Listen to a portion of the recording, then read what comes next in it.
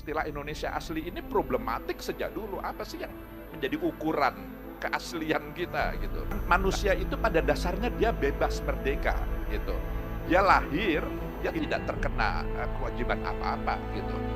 Filosofi hubungan antara manusia dengan negara. Sebelum undang-undang tahun 2006 itu lahir, kita punya banyak sekali persoalan. Meskipun sekarang juga masih ada.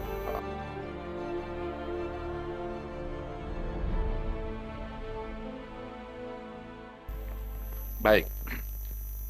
Assalamualaikum warahmatullahi wabarakatuh. Shalom. Salam sejahtera bagi kita semua. Yang saya hormati narasumber Pak Edi dari IKI ya, Institut Kewarganegaraan Indonesia. Ya, Bu Enggi, ini tadi saya tanya ke beliau moderator kita, kapan tiba di tanah air? Baru 3 hari katanya ya. Oh berarti betul, khusus didatangkan untuk acara ini ya. Jadi luar biasa. Ya, dan tentu kepada seluruh pimpinan pengurus Perca, Perkumpulan Perkawinan Campur Indonesia.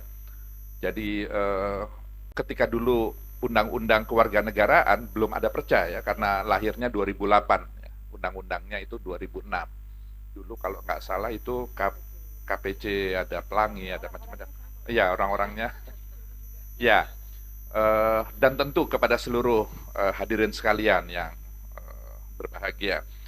Pertama saya sangat mengapresiasi, saya bersyukur bisa mendapatkan kehormatan diundang oleh Perca ini untuk lalu kemudian merefresh ingatan-ingatan saya. Sudah 18 tahun terhitung sejak undang-undang ini dilahirkan, saya kembali lalu kemudian menggeluti secara lebih intensif tentang kewarganegaraan. Meskipun beberapa tahun terakhir juga isu-isu kewarganegaraan itu tetap muncul menjadi diskursus kita.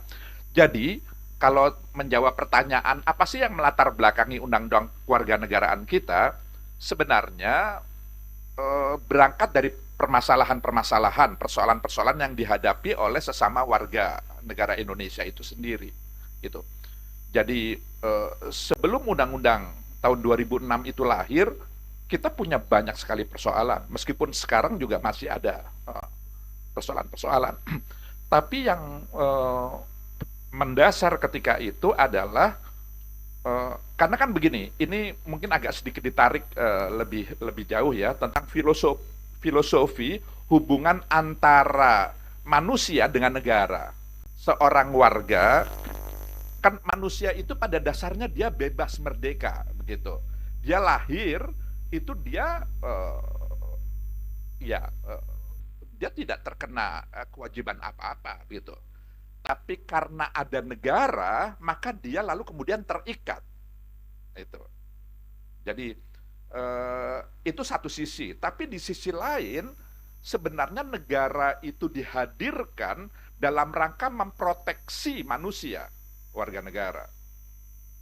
Jadi kalau negara memberikan batasan-batasan, membuat regulasi, membuat aturan, di mana semua aturan-aturan regulasi itu semuanya itu pasti membatasi kebebasan manusia, maka pembatasan itu harus berorientasi untuk menjaga hak-hak dasar manusia itu sendiri. Jadi pembatasan itu sebenarnya harus dilakukan semata-mata demi menjamin pemenuhan hak-hak yang ada pada diri manusia, artinya orang lain gitu. Karena manusia ini kan makhluk sosial, dia selalu ngumpul gitu, bukan makhluk soliter yang kayak ular yang dia nggak peduli. Kalau ular itu kan nggak peduli siapa mertuanya, siapa mantunya atau anaknya, dia bisa sendiri saja. Tapi manusia nggak bisa, dia harus selalu ngumpul gitu. Nah yang ngumpul ini punya akal manusia itu, sehingga lalu kemudian memiliki aspirasi yang sangat beragam-ragam. Maka cara mengatur beragam keinginan itu adalah dengan membangun kesepakatan, komitmen, konsensus, dan disitulah negara hadir gitu. Nah, itu idealnya. Idealnya negara itu hadir untuk menjamin pelaksanaan hak-hak warganya. Tapi kan lalu kemudian implementasinya bisa bertolak belakang. Dalam hal-hal tertentu negara bisa lebih represif gitu. Justru. Nah, maka lalu kemudian kita melihat banyak sekali persoalan kewarganegaraan kita sebelum undang-undang itu lahir yang justru membelenggu warga negara itu sendiri gitu. Uh, Misalnya konstitusi menyebut Indonesia asli gitu. Istilah Indonesia asli ini problematik sejak dulu. Apa sih yang menjadi ukuran keaslian kita gitu? Nah, undang-undang ini mendudukkan bahwa asli itu artinya warga negara sejak kelahirannya itu dan tidak pernah menerima warga negara asing atas permintaannya sendiri gitu. Jadi itu nanti penjelasannya. Artinya undang-undang ini menyudahi pro kontra tentang apa Indonesia asli itu diperjelas. Karena selama ini kan kita berdebat itu pribumi dengan non pribumi. Apa sih ukurannya pribumi gitu? Apa orang Sunda, orang Jawa? Memang belum tentu kan. Keturunan Tionghoa, keturunan Arab, keturunan bangsa-bangsa lain yang bahkan tidak hanya dirinya, kakek neneknya itu sudah lahir di Nusantara ini gitu, tapi nggak pernah disebut pribumi. Jadi itu menyudahi persoalan itu. Juga problem-problem hubungan kemanusiaan karena peristiwa politik tahun 60 juga terkait dengan anak yang lahir karena pernikahan yang tidak sah, katakanlah tidak mengikuti peraturan perundang-undangan. Itu juga dulu problematik, tapi undang-undang ini. Jadi walhasil, hak-hak manusia yang memasung warga negara karena relasinya, relasi sosialnya, itu yang coba dipecahkan melalui undang-undang kewarganegaraan. Tentu belum ideal, gitu. Tentu belum ideal. Contohnya adalah ya tadi itu dui kewarganegaraan. Ini kan memang diskursus atau wacana yang sudah lama sekali. Memang selalu memiliki plus minus. Itulah kenapa setiap negara punya problematikanya sendiri menghadapi kewarganegaraan ganda ini. Di dunia ini tidak semua negara menganut itu, tapi juga tidak sedikit negara-negara yang menganut dui kewarganegaraan. Karena masing-masing negara punya problem masalah-masalah yang sangat spesifik yang itu lalu secara langsung atau tidak langsung terkait dengan.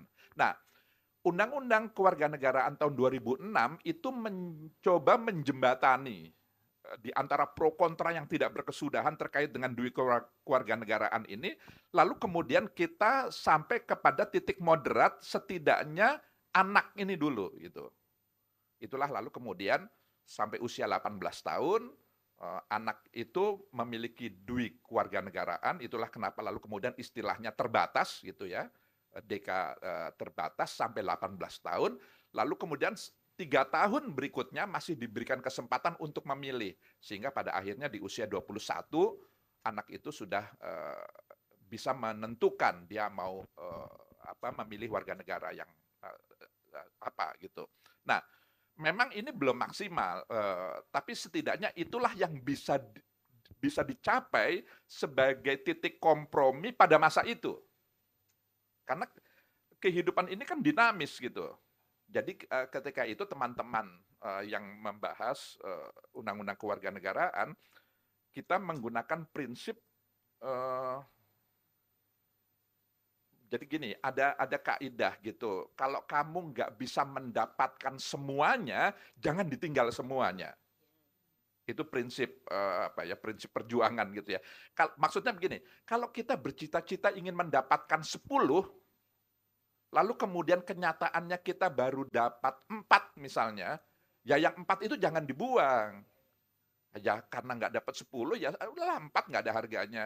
Atau dapat 6, aduh karena kita 6 bukan 10 sih, ya udah 6 dibuang aja.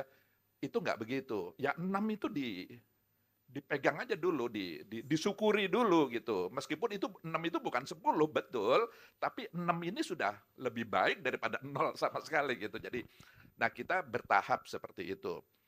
Nah, jadi itu kalau menjawab pertanyaan yang menjadi latar belakang adalah intinya manusia itu harus dihargai kemanusiaannya. Dia harus terpenuhi hak-hak dasarnya gitu. Andai pun dia dibatasi ruang geraknya, maka pembatasan itu semata-mata demi menjamin pemenuhan hak-hak orang lain. Gitu. Karena kan resiprokal nih, manusia kan sosial, dia jadi pembatasan itu nggak boleh untuk kekuasaan atas nama kepentingan-kepentingan ekonomi, politik dan seterusnya, tapi ya harus demi menjaga pemenuhan hak orang lain. Nah, kembali kepada, saya pikir saya berhenti sampai di sini dulu, karena mungkin ada pertanyaan sebelum saya menjelaskan tentang dui kewarganegaraan.